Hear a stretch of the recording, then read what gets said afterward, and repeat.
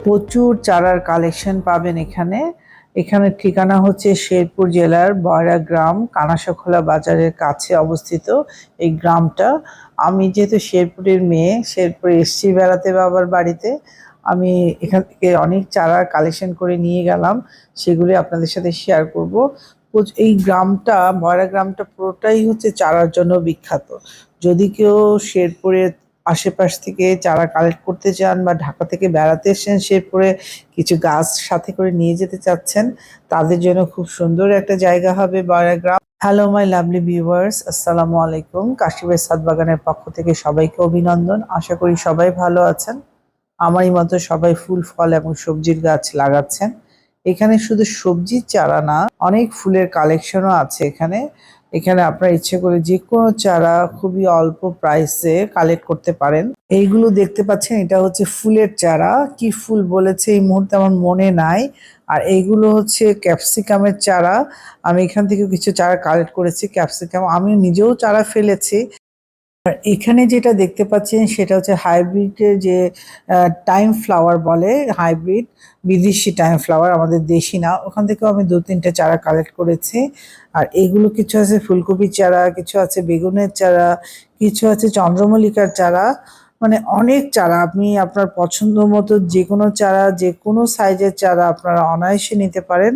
আমি আমার পছন্দ মতো কিছু সবজির চারা আর কিছু ফুলের চারা এখান থেকে কালেক্ট করে নিয়ে গেলাম। আমি এই তো ক্যাপসিকামের চারাটা নিয়েছি, যেহেতু অনেক দূরে যাব, তো অনেক চারা আমি এইভাবে মাটি থেকে আলাদা করে তারা এইভাবে সুতো দিয়ে সুন্দর করে প্যাকেটিং করে দিচ্ছে। এভাবে প্যাকেট করে দিলে সুবিধা কি, কখনো চারাটা 2-3 দিনে নষ্ট হবে না ইনশাল্লাহ। এইভাবে অনেকগুলো চারা আমি নিয়েছি এনাদের কাছ থেকে। এইভাবে প্যাকেট করে দিয়েছে সমস্ত ফুলকপির চারাগুলো, মরিচের চারাগুলো, বেগুনের চারাগুলো। ওগুলোর ছবি তোলা হয়নি। আমি যখন চারা ফেলবো ঢাকায় যেয়ে, তখন অবশ্যই আপনাদের সাথে সেগুলো শেয়ার করব। আমি আমার বাবার জন্যও কিছু চারা কিনেছি, বাবা টব রেডি করে রেখেছিলেন, সেগুলো এখন রিপোর্টিং করে দিব। এই টবের মাটিগুলো শুধুমাত্র গোবর সার দিয়ে প্রসেস করা, মানে 50% গার্ডেন সয়েল আর 50% গোবর সার সংমিশ্রণে এই মাটিটা তৈরি করা হয়েছে। এখানে এই চারাগুলো আমি এখন প্রতিস্থাপন করব বা রিপটিং করব। এখানে এসে দেখতে পারলাম, আমি ঢাকায়ও লাগিয়েছিলাম গরমের সিজনে, তরুই বলে, আমাদের আঞ্চলিক ভাষায় এটাকে তরুই বলে। এখানে খুব সুন্দর সবজি হয় কারণ চারিদিকটা খোলামেলা, পর্যাপ্ত সূর্যের আলো পায়। মানে সবজি চাষের জন্য বা ফল গাছের জন্যে সূর্যের আলোটা আসলেই খুবই উপকারী একটা জিনিস। কারণ সূর্যের আলো না পেলে গাছের খাদ্য তৈরি হবে না, খাদ্য তৈরি না হলে ফলন হবে না।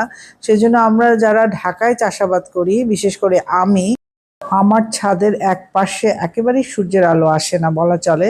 কাজে আমি একদিকে শুধু ফোকাস করে সবজিটা ফলাই। আমার হাতে এই বরণের একটা টুকরো দেখতে পাচ্ছেন প্যাকেটের। আজকে এর মানে হচ্ছে আমি আমার গাছে আজকে বোরন স্প্রে করব। আমি চলে এসেছি আমার ছাদ বাগানে, সকালবেলা শেরপুর থেকে রওনা দিয়ে বিকেলের মধ্যে পৌঁছে গেছে ইনশাল্লাহ। এসে আমার প্রাণের যে জায়গা, আমার ছাদ বাগান, আমার গাছ, আমি চলে এসেছি ছোট এখানে। এসে দেখলাম আমার ছাদের গাছগুলো প্রাণহীন হয়ে পড়ে আছে। আমিও আসলাম, আমি নিজেও প্রাণ ফিরে পেয়েছি, আর ইনশাল্লাহ আমার গাছও প্রাণ ফিরে পাবে। আর গাছে এসে দেখলাম ফলন আসার সময় হয়ে গেছে। এই সময় একটু বনন দিতে হয়, স্প্রেও করা যায় এবং গোড়াতেও দিতে পারেন। আমি সরাসরি গোড়াতে দিয়ে পানি দিয়ে দিব আজকে। আজকে একটু সবজি দিয়ে আমি তরল সার তৈরি করে রেখে গিয়েছিলাম, সেই সারটাই আমি গাছে দিব আজকে। বোরনের অভাবে কিন্তু ফল গাছে ছোট হয়ে যায় অনেক সময়, অনেক সময় বিবর্ণ হয়, পাতাগুলো বিবর্ণ হয়। সেজন্য আপনারা নিয়মিত মাসে একবার হলেও বোরনটা ইউজ করবেন মাটিতে বা স্প্রে করবেন, যেটা আপনাদের সুবিধা হয় সেই সুবিধা অনুযায়ী। প্রতিটা গাছেই ফলনের সময় হয়ে এসছে। এখন আপনারা এখানে নাইট্রোজেন সমৃদ্ধ সার কমিয়ে দিবেন। আর প্রতি 15 দিন অন্তর অন্তর অবশ্যই জৈব সার অ্যাড করুন। সেটা পাতা পচা সার হতে পারে, কেঁচো সার হতে পারে বা গোবর সার। আর সবজি পচানোর জলটা আপনারা ইউজ করবেন নিয়মিত।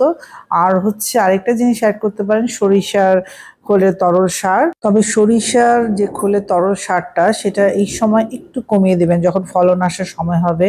কারণ এই সরিষা খোলে তরল সারে নাইট্রোজেনের পরিমাণ একটু বেশি থাকে। এই সময় আপনার ফলটা বড় হওয়া দরকার, ফলটা বেশি ফলন হওয়া দরকার।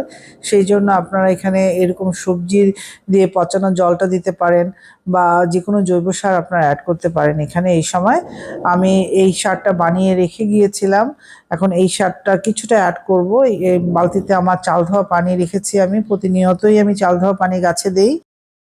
এই চাল ধোয়া পানির সাথে আমি একটু সবজি খোসার তরল সারটা অ্যাড করে দিলাম। তার সাথে আমি অ্যাড করবো হচ্ছে নর্মাল ওয়াটার। আপনি এটা যে কোনো রেশিওতে আপনার এটা দিতে পারেন, কিন্তু আমি দেই 1:5 রেশিও, এটা মেনটেন করে দিই। এখন আমি আরেকটু পাতলা করে দিয়েছি, যেহেতু বড় সারটা অ্যাড করেছি আমি, একটু পাতলা করে তারপর আমি গাছে দিচ্ছি।